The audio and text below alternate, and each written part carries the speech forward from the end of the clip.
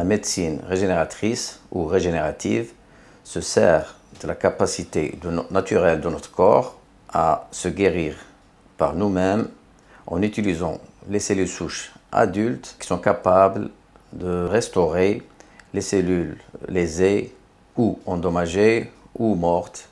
Ces cellules souches se trouvent au niveau de notre organisme en grande quantité et c'est des cellules qu'on appelle cellules pluripotentes et qui n'ont jamais fonctionné. Donc on les extrait par des techniques différentes, soit au niveau de la graisse, là où ils se trouvent en grande quantité, soit au niveau de la moelle osseuse et aussi au niveau du sang et d'autres organes, mais en petite quantité. Cette médecine régénérative s'est développée récemment. Elle n'est pas très connue dans tous les pays. Au Maroc, nous avons eu la chance d'être les précurseurs à faire entrer cette technique en Afrique même.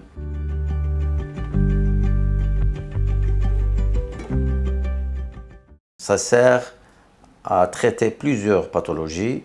Dans certains pays, on l'utilise pour la dégénérescence maculaire, c'est-à-dire c'est quelqu'un qui devient non-voyant.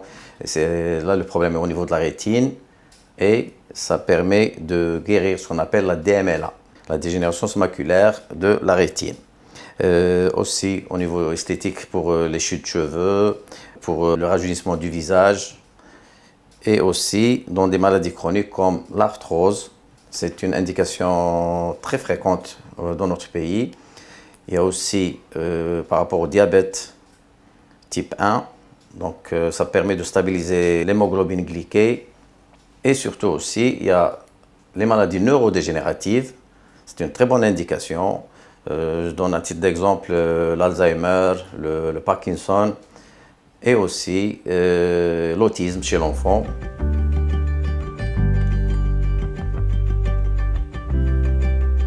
Ces cellules souches se trouvent aussi au niveau du cordon ombilical, ce qu'on appelle des cellules souches embryonnaires.